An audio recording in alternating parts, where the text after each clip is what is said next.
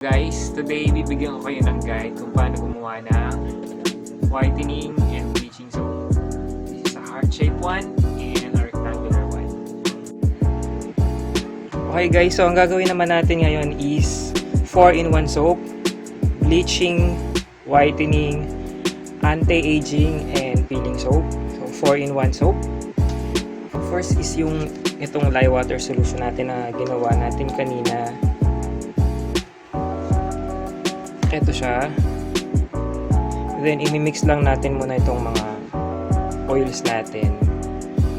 Coconut oil, palm oil, coconut oil, and castor oil.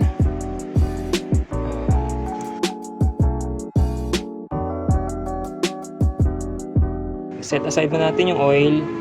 Kasi meron dito sa mga ingredients na gagamitin natin na may water soluble. Meron namang oil soluble. So si glycolic acid, ito siya. Siya ay water soluble. Nag-measure na ako nito para ibubuhos na lang natin itong glycolic acid. Ingatan yung mahawa, dumikit sa skin niya to kasi ito ay masyadong ma-update, makati-ma-update. Mix lang sa water, tapos stir.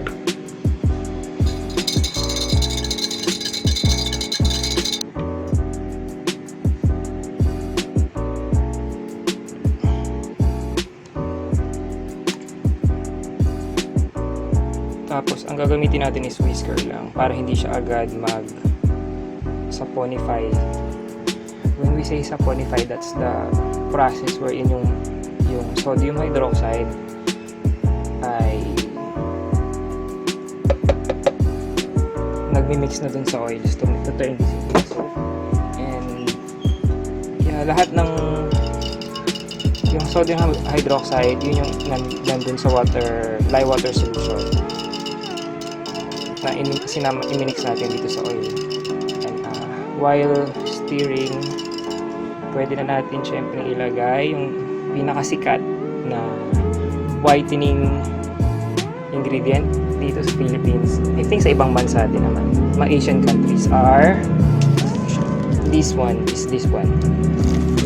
Kojic acid dipalmitate. KDP, kojic acid dipalmitate. Pag kojic acid lang, hindi siya advisable kasi yung kojic acid, although mas mura siya, once na expose na yung si kojic acid sa air, sa sun, nag-oxidize siya yung product nyo. Halimbawa, sa soap nyo nilagay or sa lotion, facial cream, nagiging brown, nagko-color brown, nawawala na rin yung effectivity niya. So, dapat kojic acid dipalmitate para stable and effective talaga. So, ito. Lagyan muna natin si kojic. Oops.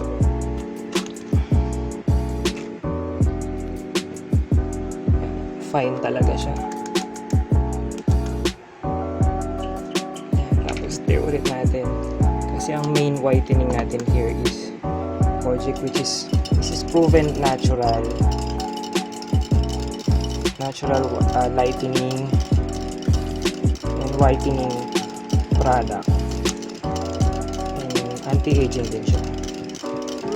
So, madali lang naman. Stir lang ulit natin. Madali siyang mag-mix sa tawag dito, since liquid pa to, hindi pa siya matatawag na soap butter pa lang.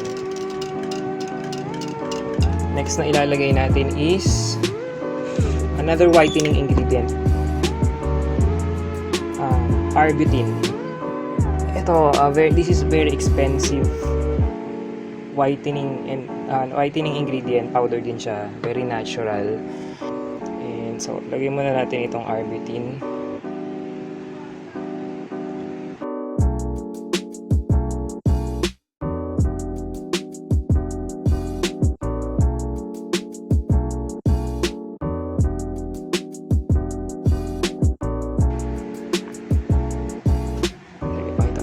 Lagyan natin si azelaic acid.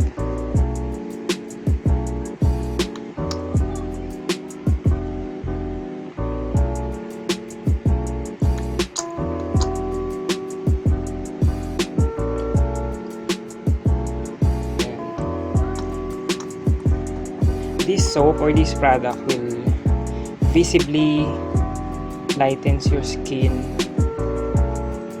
up to 4 tones or 4 shades within 4 to 6 weeks.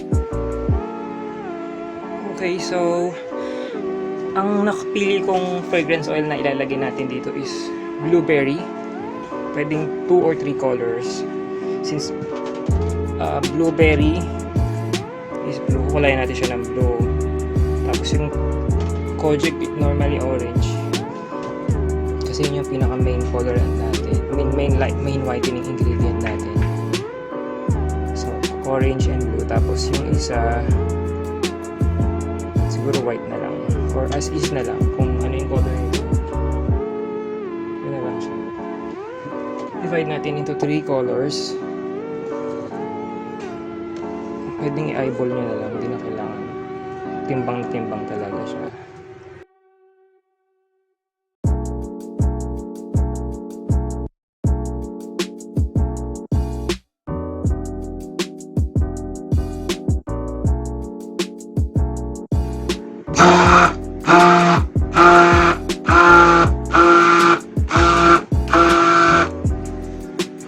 Tingnan nyo, medyo halos wala na yung powder. Hindi naman kailangan hugasan kasi enough na yung mga color dito para hindi magbago yung color nitong kasunod. Enough yung oil soluble, potent yung oil soluble din.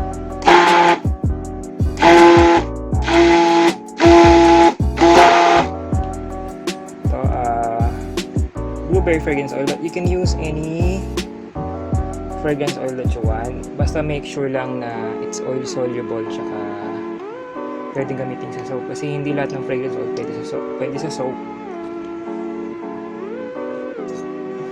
Sobrang bango nito kasi citrusy siya.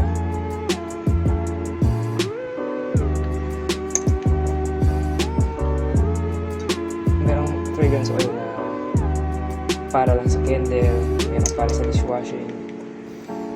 At saka merong oil soluble and water soluble fragrance oil. Go for the oil one.